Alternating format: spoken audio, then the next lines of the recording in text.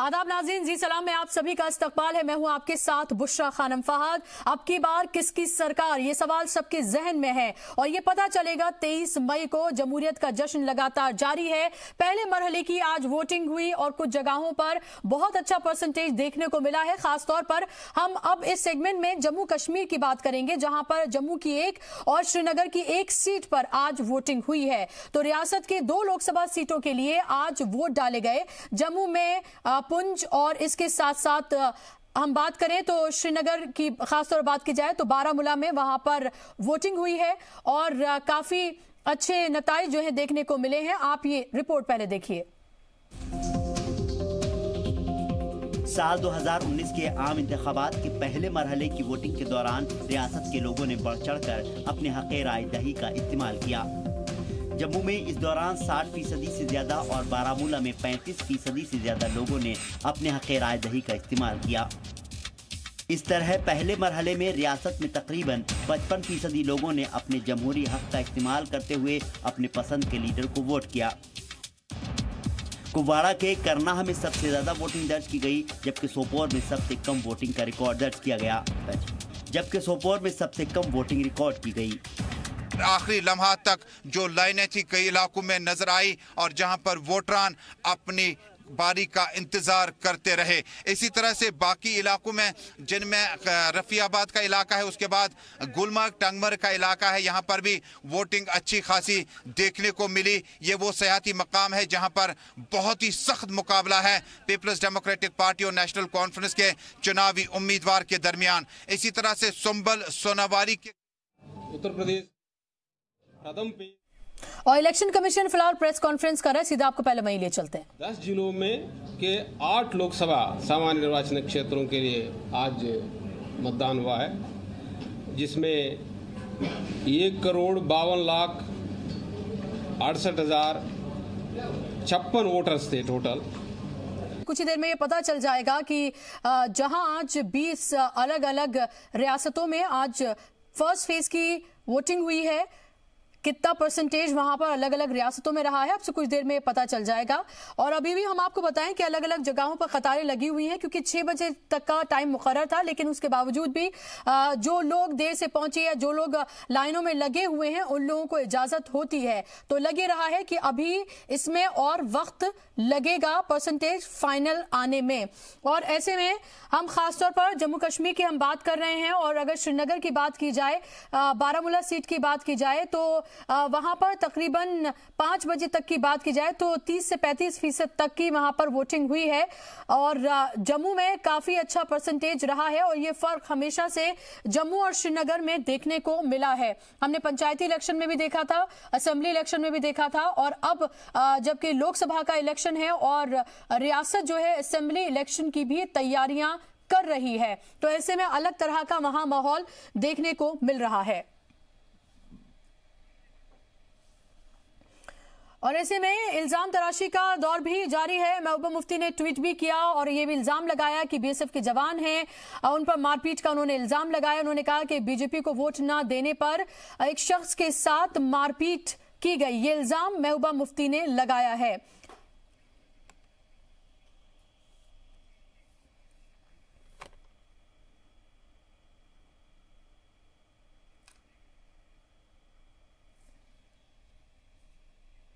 और इस बात करने के लिए तमाम खास मेहमान हमारे साथ जुड़ गए हैं। इनका तारुफ मैं आपसे कराना चाहूंगी। मेरे साथ महेश शर्मा साहब जुड़ गए हैं, बीजेपी के लीडर। इसके साथ ही मेरे साथ अनुराग वर्मा साहब हैं, सीनियर जर्नलिस्ट के तौर पर जुड़ गए हैं। शिवाजी सरकार साहब हैं, मेरे साथ पॉलिटिकल एनालिस्ट के तौर पर जुड़ गए हैं। कमलाकर त्रिपाठी साहब हैं, लीडर हैं कांग्रेस के, मेरे साथ जुड़ गए हैं। और हरबख्श सिंह साहब हैं, पीडीपी के स्पोक्स पर्सन हैं, वो मेरे साथ जुड़ गए हैं। और मेरे दोनों रिपोर्टर तजम्मुल और इसके साथ ही राजन वैद भी मेरे साथ जम्मू और श्रीनगर से जुड़ गए। आप तमाम मेहमानों का बहुत बहुत इस्तकबाल है। इससे पहले मैं अपने मेहमानों के पास आऊं, सबसे पहले तजम्मुल के पास जाना चाहूंगी। तजम्मुल, क्या ताजा अपडेट है?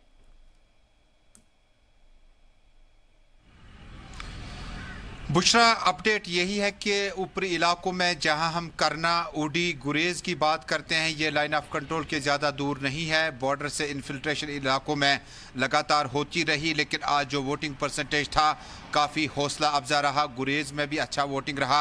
हालांकि बुशरा, आपको याद होगा कि गुरेज और बांडीपोरा का जो रोड है वो 4 महीने बर्फ़ की वजह से कट के रहता है, लेकिन बीकुन अमले और रियासती गवर्नमेंट ने कल ही इससे बांडीपोरा गुरेज के लिए खुला छोड़ दिया था, ताकि ज़्यादा से ज़्यादा वोटरान जो है गुरेज पहुंच सके और अपने हक की राय दही का इस्तेमाल कर सकें। जो आखिरी लम्हात में हमने देखा कि रियासती पुलिस के चीफ से बातचीत हुई और उन्होंने साफ तौर पर कहा कि पुरअमन तौर पर पोलिंग जो है इख्ताम पजीर हुई। अब अगले फेज़ की तैयारी में लगे हुए हैं और जिस तरह से वोटिंग परसेंटेज अच्छा रहा, मुबारकबादी की मुस्तहिक है जम्मू कश्मीर की आवाम और खासकर शुमाली कोई परसेंटेज का मालूम आपको चल पा रहा है? क्योंकि ये पता चला था कि 5 बजे तक तकरीबन 30 से 35% तक बारामूला में वहां पर वोटिंग हुई है। कोई ताजा अपडेट आपके पास परसेंटेज के लिहाज से? बिल्कुल, देखें अभी इसमें बढ़ोतरी हो सकती है, बढ़ सकती है ये परसेंटेज, क्योंकि जो इलेक्टोरल ऑफिसर है वो फाइनल डिटेल देंगे। लेकिन जो हमारी सोर्सेज है उसके मुताबिक जो परसेंटेज है वो 35 से ज़्यादा हो सकता है, क्योंकि काफ़ी इलाके हैं जहाँ का परसेंटेज, जैसे मैंने बताया कि ऊपरी इलाके हैं कॉन्स्टिट्यूंसी के, जहाँ का डाटा आने में थोड़ा सा वक्त लग सकता है। कुल मिलाकर गुलमर्ग और बाकी इलाकों में भी वोटिंग परसेंटेज आखिरी लम्हात में बढ़ गया है। बारामूला 50% क्रॉस कर चुका है, जिसमें उड़ी भी शामिल है। इसके अलावा बहुत सारे इलाके, सोपोर थोड़ा सा कम रहा, रफियाबाद थोड़ा सा कम रहा, लेकिन कुल मिलाकर आसपास के इलाकों में देखें तो वोटिंग परसेंटेज, चूंकि ये लोकसभा का इलेक्शन है और हमने लोकसभा के इलेक्शन में इतनी ही वोटिंग परसेंटेज आसपास देखी जब भी इंतखाबात हुए, क्योंकि एक लेजिस्लेटर का, एक विधायक का जो कंसर्न होता है वो कंस्टिट्यूंसी के साथ होता है। लेकिन पार्लियामेंट वोट के लिए चूंकि 6 ही सीटें जम्मू कश्मीर रियासत के पास हैं, तो इसमें वोटिंग परसेंटेज जो है इसके ही आसपास रहता है। ठीक है तजम्मुल, मैं आपके पास लौटूंगी, राजन वैद के पास में जाऊंगी।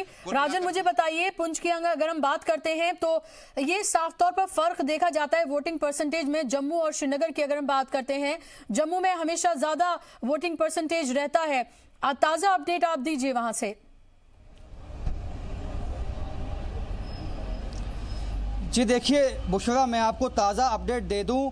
कुल जो स्टेट में 5 बजे तक 55% जो है वोटिंग हो चुकी है। जम्मू, पुंछ और बारामूला दोनों सीटों को मिला के 55% की जो है पोलिंग हो चुकी है। अभी जो नए आंकड़े हैं, फाइनल आंकड़े, वो अभी आने बाकी हैं, लेकिन सबसे ज़्यादा 5 बजे तक 73% जो है पोलिंग हुई है सांबा ज़िले में, जो अपने आप में एक रिकॉर्ड है। तो इसका मतलब है कि जो 7 बजे अभी फाइनल आंकड़े जब आएंगे 7:30 बजे तक, तो तकरीबन 80% से ज़्यादा जो पोलिंग है सांबा ज़िले में हुई है। उसके साथ साथ जिस तरह से आपने बात की, बिल्कुल सही बात है, क्योंकि कश्मीर के बनिस्बत हमने देखा पहले भी जितने इलेक्शन हुए, जम्मू में जो वोट परसेंटेज था हमेशा से ज़्यादा होता है। इस दफ़ा भी यही देखने को मिला है और जम्मू में भी 60 से 70% के बीच में है, चाहे वो जम्मू ज़िले की बात हो, चाहे वो पुंछ की हो, चाहे वो रजौरी हो। मैं आपको बता रहा हूँ ये 5 बजे के आंकड़े हैं, अभी 7:30 बजे जो बिल्कुल फाइनल आंकड़े हैं वो आएंगे। तो ये आप अंदाज़ा लगा सकते हैं किस जोश के साथ लोगों ने इस लोकसभा चुनाव में अपना जो वोट दिया है। क्योंकि लोग, मैंने जैसे पहले भी कहा सुबह से, कि लोग जो हैं खासकर यहाँ सीज़फायर वायलेशन से काफ़ी तंग हैं, क्योंकि पुंछ, रजौरी के जो LOC के इलाके हैं वो काफ़ी पसमानदा लोग वहाँ पे हैं और उनका ये कहना है कि हमें अब तक चाहे जो बंकर मिले हैं वो जो अभी की जो हुकूमत थी पहले, उसी ने हमें मुहैया करवाए हैं। हालांकि उसके बनने में कुछ देरी है, लेकिन अगर इंटरनेशनल बॉर्डर की बात की जाए वहाँ पे बंकर की तामील हो चुकी है। तो उनको एक उम्मीद है कि जिस तरह से माहौल बनाया गया है, अलगाववादी नेताओं के खिलाफ कार्रवाई की है, NIA की कार्रवाई की हुई है। एक अहम बात मैं आपको बता दूं, जब हमने लोगों से बात की कि उनका कहना था कि जिस तरह से नेशनल कॉन्फ्रेंस और PDP के बयान आए, इससे ये साफ जाहिर है कि अगर कोई ऐसी हुकूमत आती है, क्योंकि कांग्रेस को उन्होंने सपोर्ट किया है। मेरे साथ तमाम गेस्ट भी मौजूद है, मैं आपके पास लौटूंगी। मेरे साथ PDP के स्पोक्स पर्सन है हरबख्श सिंह साहब, वो मेरे साथ जुड़े हुए हैं। हरबख्श सिंह साहब, मुझे बताइए कि वोट किस बिना पे मांग रहे हैं आप लोगों से? 370, 35 से अफस्पा, इन तमाम चीजों को लेकर, या वाकई में विकास के आपके पास कोई आपके पास आंकड़े मौजूद हैं? विकास के नाम पर, किस नाम पर आप लोगों से वोट मांग रहे हैं? विकास के नाम पे बुशरा जी देखो, विकास तो बहुत इम्पोर्टेंट चीज है। विकास के नाम पे ही लोगों के पास जाया जाता है और लोगों को अपील भी की जाती है, लेकिन जो इसको इलेक्शन को जो बुशरा जी एक दूसरा टर्न लगा, जो कि कोर्ट में एक मामला था कि बार बार हर एक लीडर जो सेंट्रल गवर्नमेंट से बीजेपी के चाहे अरुण जेटली जी हूँ, अमित शाह जी हूँ, कहीं से भी, तो बार बार एक ही बात आई कि हमने जी 370 खत्म करना है, 35A को खत्म करना है। तो हमारा एक फर्ज बनता था कि हम इसके बारे में बात करें और लोगों को बताएं कि हमने पहले डिफेंड किया है। लेकिन हरबख्श सिंह जी, आप कोई ऑल्टरनेटिव पेश नहीं कर पा रहे हैं, आप कोई ऑल्टरनेटिव पॉलिटिक्स पेश नहीं कर पा रहे हैं। आप उन्हीं तमाम चीजों पर आप एक तरह से सिर्फ जवाब देते हुए नजर आ रहे हैं, चाहे मैं आपकी बात करूं या नेशनल कॉन्फ्रेंस की बात करूं। लोगों के सामने जो उनके रोजमर्रा से जुड़े हुए जो उनके मुद्दे हैं, उनको किस तरह से आप हल करेंगे, कैसे उन्हें रोजगार देंगे, कैसे इन तमाम चीजों से आप उनको बाहर निकालेंगे, ये कोई रोड मैप नहीं है आप लोगों के पास? ना, जो मेरी बात सुनिए बुशरा जी, कि आज जो लोगों ने वोट दिया, ये एक वोट वो भी वोट था कि हमने कम्युनल ताकतों को रोकना है, क्योंकि बाइकाट में जो होता था, कुछ लोग बाइकाट की ताक में थे, तो चाहते थे जैसे कि लोकल बॉडीज और वो जो पंचायत इलेक्शन हुए कि कोई उठा नहीं, जो उठा वो जीत गया, तो उसी ताक में। तो मैं तो मुबारकबाद देता हूँ लोगों को कि लोग आए और लोगों ने मुस्तरद किया ऐसे लोगों को जो ख्वाब देख रहे थे, शेख चिली के सपने बांधे हुए थे कि हम जी सीटें निकालेंगे, हम जी कश्मीर से भी सीटें निकालेंगे, तो वो शेख चिली के सपने आज इनके खत्म हो गए। जी, यहाँ पे एक बड़ा अभी से आप कैसे कह सकते हैं खत्म हो गए? अभी तो सिर्फ एक ही सीट के लिए हुआ है वहां पर इलेक्शन, अगर बात करते हैं, और अभी तो वक्त बाकी है, अभी तो आपके सामने असेंबली का इलेक्शन भी है। ने बता दिया कि कम्युनल ताकतों को रोक लिया कश्मीर के वोटर्स ने। और जम्मू में तो आपने अभी कहा कि महबूबा जी का ट्वीट हुआ, ये महबूबा जी का ट्वीट नहीं है, ये वायरल है वीडियो, ये आप वीडियो देखिए, वायरल है हर जगह पे, हर सोशल मीडिया पे, किस तरह बीएसएफ वाले लोगों को बोल रहे थे कि बीजेपी के हक में वोट क्यों नहीं डाल रहे हो। ये तो अनफॉर्चुनेट चीज है। और 35 स्टेशन ऐसे थे जिनको 1 बजे तक पोलिंग शुरू नहीं हो सकी, मशीनें खराब थी। आप मुझे बताइए, पुंछ राजौरी में ही क्यों मशीनें खराब थी और कहीं पे मशीनें खराब क्यों नहीं हुई? आप देखिए ना डिजाइन क्या है। मैं आपके पास लौटूंगी हरबख्श सिंह जी। महेश जी, आप देख रहे हैं कि आपके जो पुराने दोस्त हैं वो काफी इल्जामात आपके ऊपर लगा रहे हैं, और दोस्ती टूटी तो ऐसे टूटी कि अब शायद जुड़ने की गुंजाइश भी बहुत ज्यादा नजर नहीं आ रही है। और ये तमाम तरह के इल्जाम ये लगाए जा रहे हैं कि दरअसल आपने पूरी बांटने की कोशिश की है, लेकिन लोग जिस तरह से वोट कर रहे हैं उन्हें लग रहा है कि वो उनके हक में है। लेकिन आपको लग रहा है कि कश्मीर में भी आपको कोई कामयाबी मिलेगी? क्योंकि ये साफ तौर पर देखने को मिल रहा है कि जम्मू और श्रीनगर दोनों की अगर हम बात कर रहे हैं तो पूरी तरह से बटा हुआ है। बुशरा जी, पहली बात तो ये है कि हमारे लिए, बीजेपी के लिए कश्मीर एक राष्ट्रीय अस्मिता का सवाल है। हमारे लिए कोई सियासत नहीं है। वहाँ 6 सीटें हैं, हम हमेशा से 1-2 सीटों पे जीतते रहे हैं, तो हमारे लिए ज़्यादा महत्वपूर्ण नहीं है कि हम राजनीतिक रूप से इसको समझने की कोशिश करें। लेकिन हाँ, ये ज़रूर है कि आज जिस तरह से जनता ने वहाँ पे अपनी इस लोकतंत्र के उत्सव में अपने सहयोग और अपनी भागीदारी की उपस्थिति दर्ज कराई है, उससे तो ये जाहिर हो गया है कि उनको जितना सलाम और प्रणाम किया जाए वो कम है।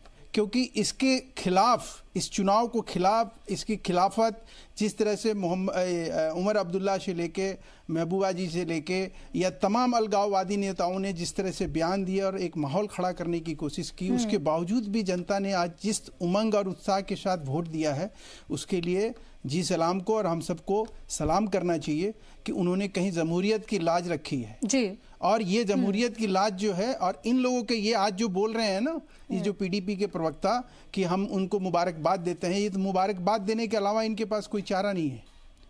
अब सवाल उठता है कि ऐसे में एक माहौल खड़ा करना और उस माहौल के खिलाफ कश्मीर में लोगों का इतने बड़े पैमाने पे मतदान करना, ये इस बात को इंगित करता है कि कश्मीर में अब किसी भी तरह से ये जो दखियानुसी राजनीति की धारा 370 और 35A या पाकिस्तान से बातचीत या पाकिस्तान की जो हरकतें होती थी या पाकिस्तान से जो ये सप्लाई होता था आतंकवाद, इन सब चीजों को आप आगे आने वाले समय में आपको दिखाई नहीं देगा। विकास एक जरूर मुद्दा होगा, विकास में आप कश्मीर आगे होगा। कश्मीर को सेंटर में रखकर आप पूरे मुल्क की सियासत करते हैं, कश्मीर को सेंटर में रखकर, क्योंकि हम लगातार ये देख रहे हैं कि लगातार कश्मीर की बात की जाए, चाहे 370 की बात की जाए, 35A की बात की जाए, अफस्पा की बात की जाए, टेररिज्म की बात की जाए, पुलवामा अटैक की बात की जाए, तमाम चीजें ऐसा लग रहा है कि सेंटर में कश्मीर है और पूरे मुल्क की सियासत हो रही है इस बार। देखिए, एक बुशरा जी, एक समझने की कोशिश कीजिए, धारा 370 हटने से वहाँ कश्मीर के लोगों को नुकसान नहीं है। कश्मीर में तो विकास होगा, वहाँ मतलब वहाँ IIT खुलेगा, IIM खुलेगा, वहाँ बच्चों का शिक्षा, वहाँ भारत सरकार के जो और स्कीम योजनाएं हैं उसको अच्छे ढंग से लागू किया जाएगा, उसका फायदा पूरे कश्मीर वासियों को मिलेगा। ये तो धारा 370 हटने से वहाँ ये जो 10 सियासी या 5 सियासी ये परिवार है, इनकी रोजी रोटी, इनकी दुकान बंद हो जाएगी। ये इनकी छटपटाहट है, ये इनकी चिल्लाहट है, इनकी अकुलाहट है। ये अकुलाहट साफ जाहिर करती है आज उसके खिलाफ, उस अकुलाहट के खिलाफ आज ये मोहर लगा दी। लोग तो आपसे सवाल ये पूछेंगे ना, आपके 5 साल पहले भी आपने यही वादा किया था और 5 साल बाद भी आप सेम वादा कर रहे हैं और आप फिर से कह रहे हैं कि अगर हम फिर से आए तो फिर से इसे ऐसा करने की कोशिश करेंगे। तो आपसे लोग सवाल पूछेंगे कि आपने 5 साल में ऐसा क्यों नहीं किया। मैं आपके पास लौटूंगी और भी मेरे गेस्ट के पास जाना है। कमलाकर त्रिपाठी जी, आपने इस बार नेशनल कॉन्फ्रेंस के साथ वहां पर इत्तेहाद किया है, आप अपनी पोजीशन को किस तरह से देख रहे हैं? सिर्फ एक सपोर्ट की तरह देख रहे हैं या आपको वाकई में लग रहा है कि जो एक तरह से वजूद कांग्रेस का वहां पर खत्म हुआ है, कहीं ना कहीं इस बार कोई वापसी, कुछ उस तरह की कोई उम्मीद आपको लग रही है, या फिर सिर्फ आप इस सपोर्ट की तरह नेशनल कॉन्फ्रेंस के साथ खड़े हैं? देखिए बुशरा जी, पूरे हिंदुस्तान में कांग्रेस का वजूद न कभी खत्म हुआ है न होगा, क्योंकि कांग्रेस इस देश की रूह में बसती है। अब हाशिए पे तो हैं आप। अब आपको मैं बता दूं, ये जो जम्मू कश्मीर है, आप स्वयं ये जानती हैं कि वहां सिर्फ 6 सीट है जी। वो इंपॉर्टेंट जगह इसलिए है क्योंकि वो बॉर्डर स्टेट है और क्रॉस बॉर्डर टेररिज्म का सबसे बड़ा हब है। अब अगर हमारी सरकारों में पिछले समय में देखिए तो हमने पंचायत तक के चुनाव में 2005 में वोटिंग परसेंटेज इवन कश्मीर की एरिया में 54% तक गया। आप ये स्थितियां कर दी, सालों से महीनों कश्मीर में कर्फ्यू लगा रहा और आज आप असेंबली का चुनाव उसके साथ नहीं करा पा रहे हो आप। और अभी आपके खुद नेता ये कह रहे हैं कि पाकिस्तान में इमरान खान ये कह रहे हैं कि मोदी जी की सरकार बने। ये लोग दूसरों को कहा करते थे पाकिस्तान में जो है वो पटाखे फूटेंगे मोदी जी की सरकार बनने पर। अब आप ये समझ लीजिए कि क्या स्थिति है। पाकिस्तानी कनेक्शन इनका कितना मजबूत हो गया है। एक बार मोदी जी जो है बिना बुलाए देश का सर झुकाते हुए जो है नवाज शरीफ के यहाँ बिरयानी और वो खाने चले जाते हैं और उसके बाद शॉलों का आदान प्रदान होने लगता है। उरी और पठानकोट की घटनाएं उसके बाद होती हैं। आप ये समझिए ये पूरी तरह से, और इनका जो छद्म चरित्र है कि ये आपने 5 साल कहा, अरे ये 30 साल से ये नारा रट रहे हैं कि कॉमन सिविक कोड, धारा 370, राम मंदिर। कर क्या आप रहे हो? जिस समय आपकी प्रदेश में सरकार थी और देश में सरकार थी, आपने क्यों नहीं हटा दिया धारा 370? आप सिर्फ शिगोफेबाजी करके, लोगों को भरमा करके, लोगों के सेंटिमेंट्स के साथ खेल करके और आप सत्ता पाना चाहते हो। आपका मकसद इस देश में सिर्फ ध्रुवीकरण की राजनीति करके, क्योंकि विकास का कोई काम आपने किया नहीं। 2 करोड़ रोजगार देने का वादा था, वो आपने दिया नहीं। नौजवानों को आपने रोजगार के नाम पे पकौड़ा बेचवाना शुरू कर दिया। कमलाकर जी, लेकिन आपकी अगर मैं बात मानूं और आप अगर नेशनल कॉन्फ्रेंस की बात करते हैं, नेशनल कॉन्फ्रेंस जो आपके साथ मौजूद है वो किस तरह की सियासत कर रही है श्रीनगर में? वो भी तो इसी तरह की सियासत कर रही है। वो 2 वजीर आजम की बात करती है, वो इस तरह की धमकी देती है कि अगर आपने ये किया तो ये हो जाएगा। आप भी तो उन पार्टी के साथ खड़े हुए हैं, तो जवाब तो आपको भी देना होगा ना। देखिए बुशरा जी, महबूबा मुफ्ती के साथ ये मिलकर के सरकार बना रहे थे और वो महबूबा मुफ्ती जिन्होंने कहा कि अगर 370 हटेगी तो तिरंगा झंडा उठाने वाला नहीं मिलेगा। आप ये समझिए तो आप में और इनमें कोई फर्क नहीं रह गया? हमारे और इनमें बहुत फर्क है। इस तरह के बयान कभी भी नेशनल कॉन्फ्रेंस ने नहीं दिए हैं। अभी तो उमर अब्दुल्ला ने बयान दिया है। उमर अब्दुल्ला ने क्या बयान दिया? उमर अब्दुल्ला ने क्या बयान दिया है? उमर अब्दुल्ला ने यह बयान दिया है कि स्थितियां गड़बड़ हो जाएंगी।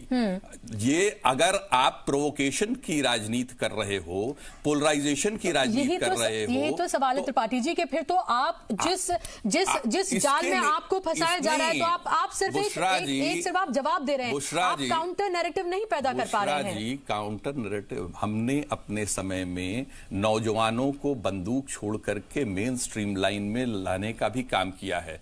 उसमें से तमाम लोगों ने एडमिनिस्ट्रेटिव सर्विसेज और आर्मी तक में नौकरियां ज्वाइन की। और ये क्या करते हैं, हम पत्थरबाजों को बंद करते हैं, ये पत्थरबाजों को रिहा करते हैं, मसर्रत आलम जैसे आतंकवादियों की रिहाई करते हैं, ये आतंकवादियों के भाइयों को जो है ये कॉम्पनसेशन दिया करते हैं। ये छद्म चरित्र नहीं चलेगा। हम तो शुरू से ये बात कहते हैं कि जो कंट्रोवर्शियल इश्यूज हैं, अभी इस देश को रोजगार की जरूरत है, महिला सुरक्षा की जरूरत है, विकास की जरूरत है, अभी हमें बहुत आगे का लंबा सफर तय करना है। और हमने कभी इन कंट्रोवर्शियल इश्यूज को जबरदस्ती छेड़ने की कोशिश नहीं की। हमने कभी इस तरह की बातें नहीं की जिससे समाज में वैमनस्यता पैदा हो। 370 और 35 पे कांग्रेस क्या सोचती है? 300 हमारा तो क्लियर स्टैंड है। अभी इसमें कोई, क्योंकि जम्मू कश्मीर का एक स्पेशल स्टेटस उसी समय ये इंडिपेंडेंट, इसके लिए पूरा पहले जाना पड़ेगा बुशरा जी। अगर इतना आप समय दें, जिस समय वो जम्मू कश्मीर जब विभाजन के समय इंडिपेंडेंट स्टेट डिक्लेयर हुआ, ठीक है, और उसके बाद ये तो नेहरू जी की देन थी कि आज जो कश्मीर का हिस्सा हमारे यहां सम्मिलित है वो पंडित नेहरू की देन है। आपके लिए तो ये कहा जाता है कि पंडित नेहरू ने ही ये सब कुछ किया है, बीजेपी तो ये कहती है आपके लिए। पंडित नेहरू ने ही ये किया है कि आज आधा कश्मीर हमारे हिंदुस्तान में है। पंडित नेहरू ने शेख अब्दुल्ला को जेल में डाला, पंडित नेहरू की ये देन है। और उसके पहले तक वहां प्रधानमंत्री की पोस्ट होती थी। तो जब आप किसी को जब आप शामिल हो गए, जब आप शामिल हो गए जी, जब आप, हमने अभी उनके साथ सरकार तो बनाई नहीं है, ठीक है, मरकजी हुकूमत के लिए एक ही बात है, आप अगर अलायंस में हैं उनके साथ तो इसका मतलब आप सरकार बनाएंगे। जी मैं आप लोग, जब आप किसी को प्रोवोक करते हो तो उसका एंटी वो आता है। जब आप यही चाहते हो, बीजेपी ये चाहती है, क्योंकि उन्होंने विकास के काम नहीं किए। जाना है मुझे, अपने रिपोर्टर्स के पास भी जाना है। एक अनुराग जी और फिर सरकार साहब आपका। मैं कमलाकर जी से एक छोटा सा सवाल पूछना चाहूंगा। अगर आप कह रहे हैं कि नेहरू जी की वजह से ही आधा कश्मीर हमारे पास है, तो कांग्रेस के पास ही तो के शासन काल में ही आपने कश्मीर को जो पाकिस्तान के कब्जे में है उसे विवादित एरिया मान के उस पर क्लेम कर रहे हैं, तो आपने क्यों उसको फिर विवादित आप क्यों कह रहे हैं? ये तो आपके एक मिनट, हाँ, बहुत अच्छा प्रश्न आपने किया। पूरा कश्मीर हमारे पास नहीं था, हमने एटलीस्ट आधा कश्मीर। आप तो आधे में खुश होने की बात कह रहे हैं ना? क्या की बात नहीं कह रहे हैं, तो हम उसको भी डिस्प्यूट, इसीलिए तो हमने उसको भी डिस्प्यूटेड रखा है। और भारतीय जनता पार्टी का मैनिफेस्टो पढ़ लीजिए। 1918 से लेकर 1947 एक बात है, अगर आप पोलराइजेशन का आरोप दूसरे दल पे लगा रहे हैं तो पोलराइजेशन करने में कांग्रेस भी कहीं से भी पीछे नहीं है। नहीं, आप मुझे बता अनुराग जी, ये तो नेहरू का फॉल्ट था जिसकी वजह से पूरा कश्मीर आधा कश्मीर इधर चला गया। ये गलत, शेख अब्दुल्ला को भेजने वाले व्यक्ति का जो नाम नेहरू जी थे, और उसके वजह से जो वहां पे यूनाइटेड नेशन ने जिस तरह का बयान दिया शेख अब्दुल्ला ने, उसका परिणाम पाकिस्तान में आधा कश्मीर चला गया और आधा कश्मीर भारत में रह गया। पर्टिकुलर जगहों पर लगा हुआ है ना, नॉर्थ ईस्ट में और जम्मू कश्मीर में। अरुणाचल में अभी एक हफ्ते पहले आपने खत्म किया, इसलिए कि अरुणाचल में चुनाव में जो है आप जा रहे हैं। ये इस तरह से दोहरा चरित्र नहीं चलेगा। पत्र में शामिल करने लायक मुद्दा कैसे हो गया ये सबसे, आप मुझे ये बताइए ना, अफसा भारतीय जनता पार्टी ने मेघालय में और अरुणाचल में अफसा क्यों खत्म किया? और पहले पत्र का पॉइंट तो नहीं था ना? आप अजीब बात कर रहे हैं, आप तो कर दे रहे हैं, आप तो रहते हुए कर दे रहे हैं। आपको तो नैतिक अधिकार ही नहीं है इस बात को पूछने का भारतीय जनता पार्टी को। आपने वहां क्यों खत्म किया इस बात को? और हमने खत्म करने की बात नहीं। मैं आपसे पूछना चाह रहा हूं कि बुशरा जी का एक बड़ा वैलिड क्वेश्चन था, धारा 370 अगर कश्मीर से हट जाता है, धारा 370 अगर हटाया जाता है तो कांग्रेस को क्या नुकसान है, पहले ये बता दीजिए। और कांग्रेस इसका समर्थन करती है या विरोध करती है? आप इस पे बोलने के बजाय आप पूरी आप सारी भाषण आपने दे दिया, लेकिन इस सवाल को टाल गए। नई अधिवेशन जिसमें माननीय नरेंद्र मोदी जी का यह बयान है कि एक हाथ में झंडा, दूसरे हाथ में एनडीए का एजेंडा, और हमको ये तीनों मुद्दों को दफन कर देना है, ये माननीय मोदी जी का बयान है। धारा 370 पे, कॉमन सिविक कोड पे और राम मंदिर पे। और कुशाभाऊ ठाकरे ने हिंदुस्तान में जयशंकर गुप्ता जी को ये इंटरव्यू में कहा था राम मंदिर के लिए कि अगर नदी पार करने के लिए हम नाव लेकर के जाएं तो नदी पार करने के बाद नाव को कैरी करना जरूरी नहीं है। तो आप ये समझिए, ये छद्म चरित्र के लोग हैं, ये कभी वो नहीं करेंगे जो कह रहे हैं। आप बताइए तो कांग्रेस जो है बात उस पे होगी। कमलाकर जी, तो क्या कांग्रेस जो है बिल्कुल दूध की धुली हुई है? उसके जमाने में कभी ऐसी कोई चीजें हुई ही नहीं। क्या आपके जमाने में कोई दंगे, कोई फसाद, किसी तरह की कोई चीज, बंटवारे की कोई बात, कभी ऐसा कुछ भी नहीं हुआ? सब कुछ इसी 5 साल में हुआ है। एक मिनट बुशरा जी, कसाब को फांसी हम देते हैं, जिलानी को फांसी हम देते हैं, और मौलाना अजहर मसूद को दामाद की तरह कंधार ले जाकर के ये छोड़ते हैं, जो आज इस भारत के लिए जो है वो बना हुआ है। ये मनमोहन सिंह कभी बुलाने तक पे नहीं गए, इन्होंने अपने शपथ ग्रहण तक में पाकिस्तान के प्रधानमंत्री को इन्वाइट किया, बिना बुलाए पाकिस्तान बिरयानी खाने चले गए। आज इमरान खान बयान दे रहे हैं कि मोदी की सरकार होनी चाहिए, मोदी की सरकार होने पर पाकिस्तान में पटाखे फूटेंगे। इनका जो पाकिस्तान कनेक्शन है वो देश की जनता के सामने आ गया है। और राफेल पे अभी इन्होंने जो देश को गुमराह किया, कल सुप्रीम कोर्ट ने बोल दिया कि राफेल में गड़बड़ियां हैं और इसको रिव्यू करना पड़ेगा।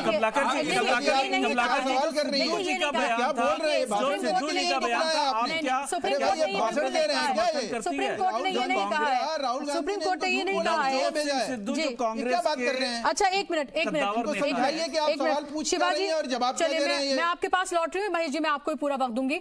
शिवाजी सरकार जी, क्या आपको लग रहा है जम्मू कश्मीर, क्योंकि मुझे अपने रिपोर्टर्स के पास भी जाना है, जम्मू कश्मीर की जब हम खास तौर पर बात करते हैं तो यहां पर लगता यह है कि जो लोगों के वहां की परेशानियां हैं, जो वाकई में जिनसे उनका सरोकार है, जिस तरह से लगातार वहां पर जो टूरिज्म था, जो सबसे वहां की रीढ़ हुआ करती थी, जिससे वहां की पूरी इकोनॉमी घूमती थी, वो सब भी वहां से धीरे धीरे खत्म होता जा रहा है। लेकिन उसको लेकर कोई बात करने के लिए तैयार नहीं है। वहां के जो रीजनल पार्टीज भी हैं, वो तमाम रीजनल पार्टीज भी बात अफस्पा की कर रही है, 35 की कर रही है, 370 की कर रही है, लेकिन किसी के पास कोई भी डेवलपमेंट का कोई एजेंडा नहीं है।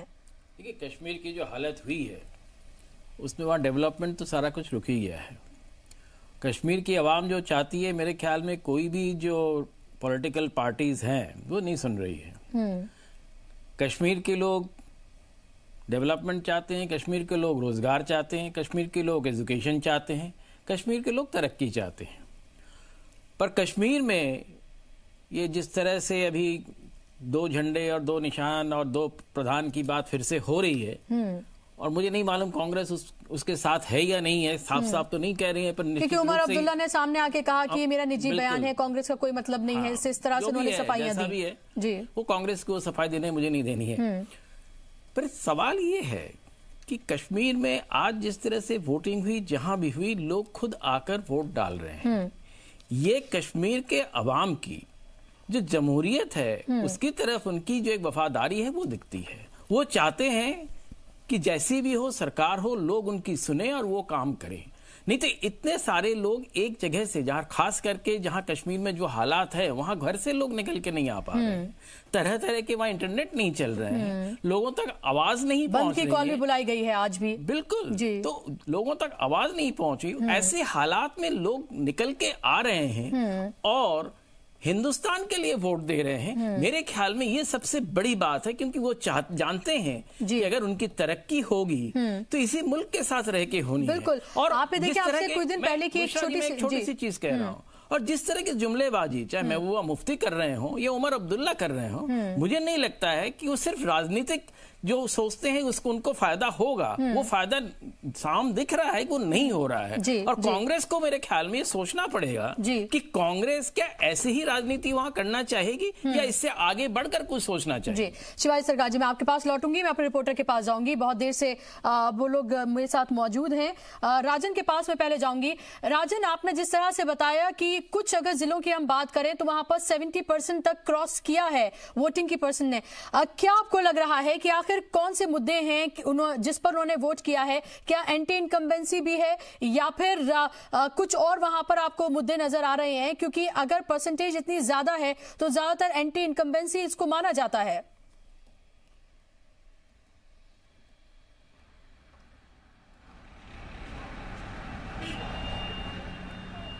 तो जितनी तमाम सियासी पार्टियां हैं वो इस तरह की बातें करती हैं, 35A की, आफ्सपा की।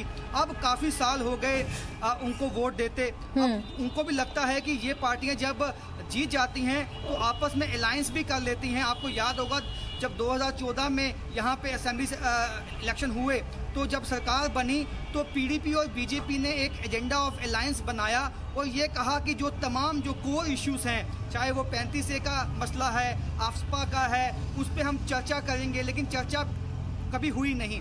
तो हम विकास की बात करेंगे। तो अब ये लोग समझते हैं, लोगों को पता है कि ये जो तमाम जो सियासी पार्टियां हैं ये लुभावने वादे करती हैं, ऐसे भड़काऊ भाषण देती हैं, सब अपना वोट बैंक देखते हैं। उन्होंने देखा जिस तरह से नेशनल कॉन्फ्रेंस और पीडीपी ने जो बयानात दिए, वो ये बात को समझते हैं कि ये अलगाववादियों को खुश करने के लिए या पाकिस्तान को खुश करने के लिए बयान दिए जाते हैं ताकि उनका वोट बैंक पक्का हो। यही जहाँ जम्मू में राष्ट्रवादी जो सोच वाले लोग हैं वो बहुत ज़्यादा हैं। उनका कहना है कहीं ना कहीं जो कांग्रेस को सपोर्ट किया नेशनल कॉन्फ्रेंस और पीडीपी ने, इससे फायदे की बजाय कांग्रेस को नुकसान हो गया। क्योंकि लोग कहते हैं कि अगर कल को कांग्रेस आती है या कोई इस तरह की विचारधारा की पार्टी आती है तो एनआईए कभी कश्मीर घाटी के अंदर जा नहीं पाएगी। अलगाववादी जिनको पकड़ा है उनको छोड़ा जाएगा। डिल्यूशन कहा गया है, कांग्रेस के मैनिफेस्टो में भी ये कहा गया कि जो armed forces special power act है उसको डिलीट किया जाएगा। तो ये तमाम बातें जो हैं ये गवारा नहीं है। जम्मू में खासकर लोगों को, सांबा के जो लोग हैं, जाहिर सी बात है। राजन, आप मेरे लिए वक्त यहाँ ब्रेक का हो गया है। मैं आपके पास लौटूंगी, तजम्मुल के पास भी लौटूंगी और तजम्मुल से जानूंगी कि जम्मू से क्या श्रीनगर के जो मुद्दे हैं वो किस तरह से अलग हैं, क्योंकि साफ तौर पर ये देखा जा रहा है कि जम्मू में जो मुद्दे हैं शायद श्रीनगर में उस तरह से वो मुद्दे नहीं बन पा रहे हैं। यहाँ वक्त एक छोटे से ब्रेक का, जल्द लौट रहे हैं। ब्रेक के बाद एक बार फिर से आप सभी का इस्तकबाल है। इस वक्त की अहम खबर हम आपको बता दें, जामिया मिलिया इस्लामिया यूनिवर्सिटी में नए वीसी की तकर्री हो गई है और नजमा अख्तर जामिया की वाइस चांसलर बन गई हैं। जामिया में पहली खातून वीसी बनी हैं। तो ये पहली मर्तबा है जब कोई खातून वीसी बनी है जामिया में। नजमा अख्तर जामिया की वाइस चांसलर बन गई हैं। ये अहम खबर हम आपको बता दें, जामिया मिलिया इस्लामिया यूनिवर्सिटी में नए वीसी की तकर्री हो गई है। नए वीसी का अपॉइंटमेंट हो गया है। काफी दिनों से इसको लेकर कई नाम सामने आ रहे थे और नजमा अख्तर का नाम भी उसमें मौजूद था और ऐसे में नजमा अख्तर को एक तरह से कामयाबी मिली है और ये पहली मर्तबा है कि जामिया में पहली खातून वीसी बनी है नजमा अख्तर। हालांकि इनके नाम को लेकर कई तरह के चीजें भी सामने आई थी, इसको अपोज भी किया गया था, लेकिन नजमा खातून को जामिया का वाइस चांसलर बना दिया गया है। और चलिए फिर उसी सवाल पर लौट कर आते हैं कि अब की बार किसकी सरकार। तमाम मेहमान मेरे साथ मौजूद हैं। अपने मेहमानों के पास में जाऊं उससे पहले मेरे जो रिपोर्टर तजम्मुल इस्लाम लगातार मेरे साथ बने हुए हैं उनसे मैं एक सवाल लूंगी और उसके बाद फिर अपने मेहमानों के पास जाऊंगी। तजम्मुल, अभी आपने सुना था हमारे रिपोर्टर राजन वैद को भी जम्मू से जिस तरह से तमाम अपडेट दे रहे थे, मुझे बताइए कि क्या ये तमाम मुद्दे श्रीनगर की अगर हम बात करते हैं तो क्या ये तमाम मुद्दे वहां पर भी इसी तरह से हावी हैं?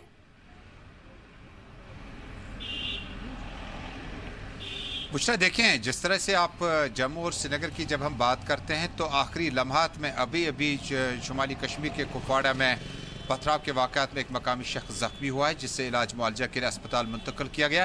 यानी ये वो चीज़ें हैं जो कश्मीर को जम्मू के इंतखाबात से थोड़ा सा माहौल जो है मुख्तलिफ होता है। यानी सिक्योरिटी फोर्सेस जब जाने की तैयारी करती है EVMs के साथ तो काफ़ी एहतियात बरतना होता है और यही वजह है कि एक जाते जाते एक नाखुशगवार वाक़या पेश आया। पुलिस तहकीकात कर रही है। जहाँ तक कश्मीर मुद्दे की बात करें, कश्मीर में सियासत किस तरह से की जाती है, देखिए जब उमर अब्दुल्ला अब PDP BJP की सरकार थी तो आपने उमर अब्दुल्ला को रोड पे नहीं देखा, आपने नेशनल कॉन्फ्रेंस के डॉक्टर अब्दुल्ला को अमित शाह के खिलाफ कोई बयान नहीं देते देखा। जो ही इंतखाबात नज़दीक आए नेशनल कॉन्फ्रेंस ने तमाम हदें पार करते हुए कुछ ऐसे मुद्दे उठाए, अलहदा वज़ीर-ए-आज़म की अलहदा सदर की यहाँ तक उन्होंने बात रखी सामने। यानी कश्मीर में मुद्दे जो है पानी, बिजली, सड़क, स्कूल बनाने तक ही सीमित नहीं रहते हैं बल्कि ये मुद्दे सियासी तौर पर हावी हो जाते हैं। और यही वजह रही कि PDP जब हुकूमत में थी BJP के साथ तब सब कुछ ठीक ठाक लग रहा था क्योंकि एक गवर्नमेंट चलानी थी, एक एस्टेब्लिशमेंट चलाना था। उसके बाद जब हुकूमत से बाहर आए तो BJP ने जब बयान देने शुरू किए जिसका जवाब PDP ने भी देना शुरू किया। यानी कश्मीर में मुद्दे जो विकास के लेकर नहीं किए जाते हैं, कश्मीर में आम कहावत है कि जो जितना विकास विधायक हो, सांसद हो, जितना ज्यादा करता है उसको ज्यादा रिजल्ट उसका नहीं मिलता है। और यही वजह है कि जो सियासत छाई रही सपा को लेकर, उमर अब्दुल्ला ने अपने कांग्रेस और नेशनल कॉन्फ्रेंस के पूरे 6 साल मुकम्मल करने के दौरान कहा कि हम अब सपा को यहां से हटा देंगे, नहीं हटा सके। इसी तरह PDP और BJP गवर्नमेंट में जो कुछ वजीर आला ने करना चाहा, जो कुछ राजनाथ सिंह जी के साथ मिलकर बातें की गई, जैसे 11,000 सिटून पेल्टर्स की माफिया, जिस तरह से सीज फायर का उन्होंने बाज़ाब्ता ऐलान किया, BJP ने उसको अमलाया और साथ में अलायंस था। और कविंदर गुप्ता जी डिप्टी CM थे उस वक्त, प्रेस कॉन्फ्रेंस में महबूबा मुफ्ती के शाना बशाना मौजूद थे। यानी जो ही सियासत नजदीक आती है और इलेक्शन में दाखिल हो जाती है, जाहिर सी बात है कि जिन चीजों को आप अमली तौर पर अपनाते हैं और जब आपका अलायंस खत्म हो जाता है तो उन्हीं चीजों को लेकर फिर सियासत भी की जाती है। तजम्मुल, बहुत शुक्रिया आपका हमारे साथ जुड़ने के लिए और ये तमाम अपडेट देने के लिए। तमाम मेहमान मेरे साथ मौजूद रहे और माफ कीजिएगा मैं आप लोगों को पूरा वक्त नहीं दे पाई। बहुत बहुत शुक्रिया आप तमाम मेहमानों का भी इस बहस का हिस्सा बनने के लिए। और फिलहाल बुलेटिन के हमारे इस बहस के इस हिस्से में बस इतना ही। आप